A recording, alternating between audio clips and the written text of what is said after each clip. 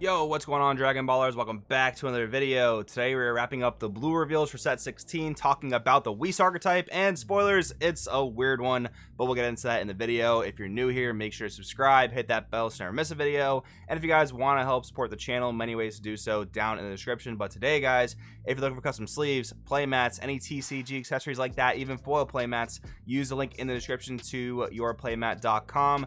Not only will it get you 10% off your order, but their art sleeves are super high quality, guys. I love the fact that they are art sleeves that don't peel, and if you don't really know about art sleeves, most of the ones you'll find at stores definitely do tend to peel. These ones, I don't have to double sleeve them, they don't peel. I absolutely love that. 10% off your order in the description. Anyways, let's get into the archetype. Alright, so we have Whis on the Unawakened side. Activate main, switch his card to rest mode, draw one card, then play it to one blue or yellow skillless battle card with 15k power from your deck or drop in your opponent's battle area in rest mode, then shuffle your deck if you look through it. Okay, so that tells us so much about the archetype already. We're putting a lot of, I guess, like decent sized battle cards on our opponent's board, and the intent is to attack over them.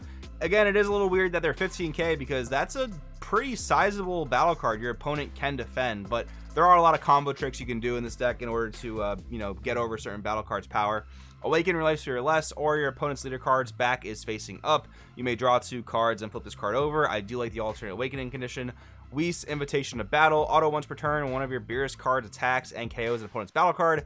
Switch up to one blue Beerus card in your energy to active mode. Now this is really weird because there are so many blue leaders in the game, like Soul Striker, for example, like the SG Goku that we read yesterday, and like SS3 Reboot, for example, that just untap energy because they're blue. Like, this one is very conditional, and not only is it reliant on KOing a battle card, but it also only untaps a Beerus in the energy, which is even more oddly specific.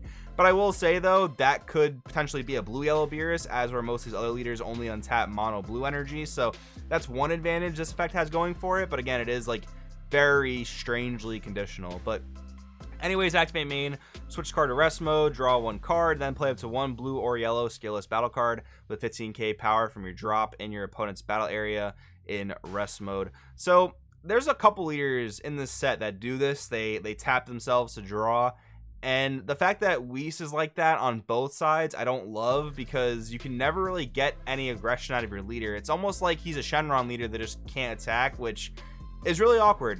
That's always been like a weakness of decks like Shenron. I don't love the fact that he can't attack ever. It's kind of weird because you're always gonna want to draw the card, right? You're never really gonna not want to draw the card and attack with it. But anyways, then we have like the sort of unison for the deck, because it's also kind of for the Great Priest deck, but we'll give it a read anyway. Great Priest, Invitation to Battle, 3 drop, 20k, activate main for 3. If your leader's a Zeno or Great Priest, play this card from your hand with 3 markers on it. Activate Battle +1, switch this card to rest mode. Switch to one blue god card in your energy to active mode, then choose up to one god card with a combo cost of 1 in your hand and use it in a combo. So that effect is actually really good for this deck, because again, there are a lot of combo tricks you can do, and this card helps facilitate that. Also untaps an energy, which is nice, but it's also awkward, right? Like, you're never attacking with your leader theoretically in this deck, and you're never attacking with this unison if you want to use that activate battle. It is a little bit weird that you can really only apply pressure with your battle cards, and the way the deck's meant to work is you're supposed to attack your opponent's battle cards, not their life. So when are you ever actually gonna deal damage to them? It's kind of weird.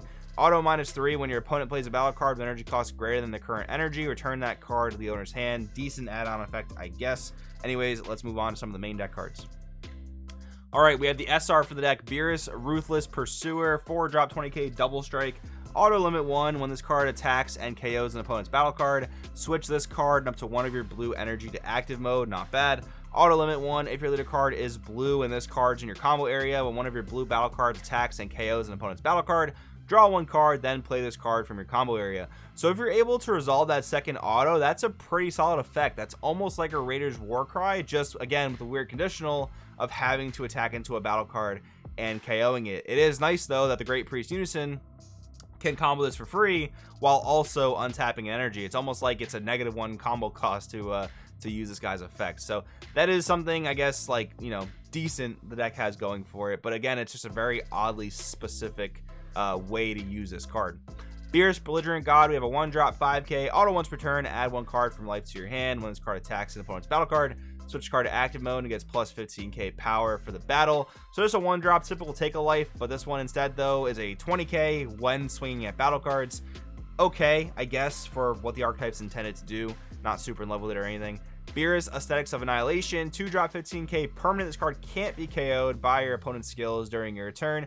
Very similar to Goku Divine Presence, the red battle card. This is cool because it protects from Freeze a Charismatic Villain, protects from Dormant Potential Unleash, Shocking Death Ball, stuff like that. So that's neat. Auto once per turn. If your leader card's a blue Whis card, when this card attacks and KOs an opponent's battle card, draw 1 card, then switch this card and up to 1 blue Beerus card in your energy to active mode. Alright, so we've seen the bulk of the Beerus cards. There are a couple more, but at this point, I'm reading all these cards. I've read, what, 5-6 cards for the deck, and I'm just really not seeing the win condition. I'm not really seeing what the deck's supposed to do to win the game. I'm seeing the theme, right, which is like, you know, board control, beating over your opponent's battle cards, I guess, but like, how do you actually win the game? Is it spam? Because you really only get rewarded by attacking battle cards. You're just sending vanillas attacking their leader, basically, if you're going that route. And again, you're really not putting any pressure on their leader because your leader and your unison aren't attacking. So it's just really weird all around. Leave a comment down below if you have a better idea of the win con. Maybe I'll get a better idea as we read more cards, but it's just so weird at this point. All right, we have a couple Whis cards supporting the deck. Whis Beerus is backup, 1-drop 4k. Auto when this card's played from your hand, shoots a 1 blue Beerus in your battle area, and it can attack battle cards in active mode without barrier for the turn. Not bad, very similar to the green Beerus and Champa deck.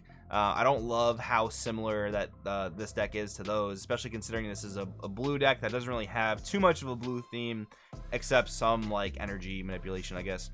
Auto limit 1 if this card's in your combo area. When a blue Beerus in your battle area attacks and KOs an opponent's battle card, draw 1 card. Okay, so you can play it, use that effect to allow things in active mode to be attacked, and then combo it, try to draw a card. Not too bad. Whis Rejuvenating Support, 1-drop auto when this card's played. Look at the top 3 cards of your deck, add up to 1 god among them, then place the remaining cards at the bottom of your deck in any order. Kind of weird. This is not like your typical, archetype / unison searcher, but still decent, I guess. Activate main limit 1 for a blue and then 1 of any color. Place this card in your owner's drop area. Choose a 1 blue Beerus with energy cost of 2 in your hand. Play it. Then switch up to 1 Great Priest or blue Whis card in your leader area to active mode. Now that effect I think is actually really good. Not only do you don't even really cheat in a Beerus because you're paying the 2 energy you would have paid for it anyway, but you're playing a Beerus and untapping your leader, which can lead to an additional draw because that effect on the leader is not once per turn. So I do actually like that a lot. I think that effect's actually really, really cool. Then we have some TPs for the deck. We have Beerus Coming to Blows, 2-drop 15k, same permanent of not being able to be KO'd during your turn by your opponent's skills. Auto, if your opponent has 2 or more energy when this card attacks, you may choose 1 blue god card with a combo cost of 1 in your hand and use it in a combo. If you do, draw 1 card. This card's really nice. This doesn't actually require you to KO something. It just triggers on attack and turns any god in your hand into a pseudo combo. So this plus the Beerus SR seems like a decent combo. Seems pretty decent.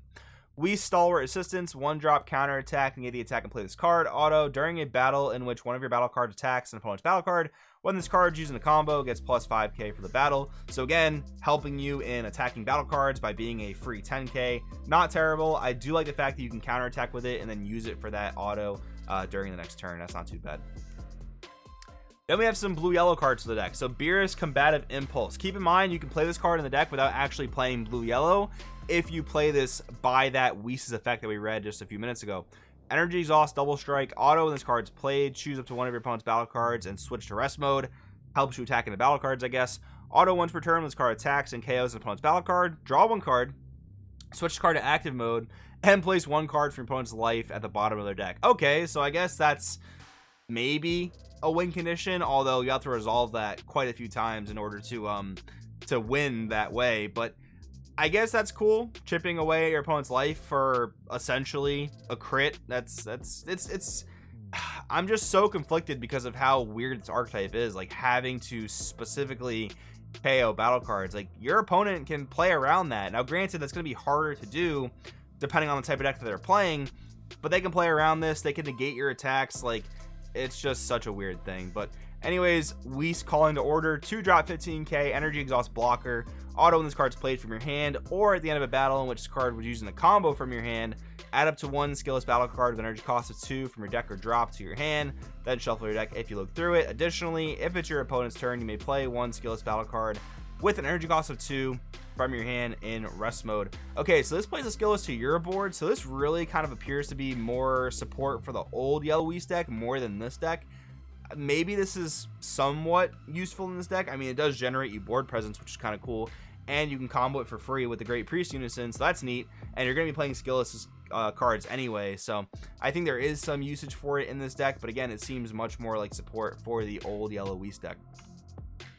And then finally, we have a couple extra cards for the deck. Realm of the Gods. Beerus destroys. 1-drop, activate battle. If you lead a card and all of your energy is blue, choose one of your cards and gets plus 10k for the battle, then choose one. If it's your turn, choose up to one of your opponent's battle cards with energy cost greater than their current energy and place it at the bottom of the owner's deck. That's some really solid removal. Bottom decking, that's really good. If it's your opponent's turn, draw 1 card, then choose up to one of your opponent's battle cards with energy cost of 2 or less and place it at the bottom of the owner's deck. So defensively, you can bottom deck a 2-drop. Offensively, you can bottom deck something greater than the energy cost. Very, very solid card. Carefree Playtime. This card's kind of interesting. 1-drop counter. If one of your blue Beerus cards is attacking an opponent's battle card, negate the counter attack and switch to one of your blue energy to active mode. So this sort of helps fix one of the problems I was talking about, where your opponent can just negate your attacks at their battle cards, but you're going to take a -1 to stop a counter, which granted could be decent. Like if you're attacking a battle card and they want to respond with Robotic Riposte with Dormant Potential, you can stop that, which is kind of cool, I gotta say, but again, it's just so specific.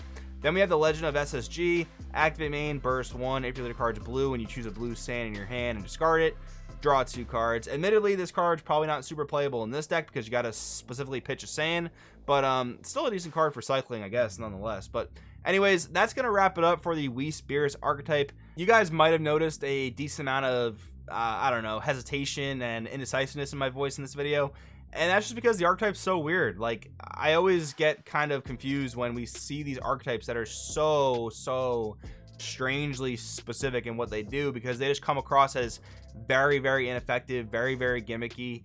And like, it's cool to have casual themed decks, but it'd be nice if they were at least comparable in playability to, you know, some of the meta or some of the rogue decks, because you could have someone taking their Whis deck to locals and yeah, it does what it does thematically and that's cool, but if they just get smashed by Gogeta, Xeno, Icarus, all these types of meta decks, and their deck can't even stand a chance because of how oddly specific it is, what kind of fun are they gonna have? I don't know. That's just my kind of thought on it. But anyways, guys, let me know what you think in the comments below. Thanks for watching. I'll see you guys in the next video.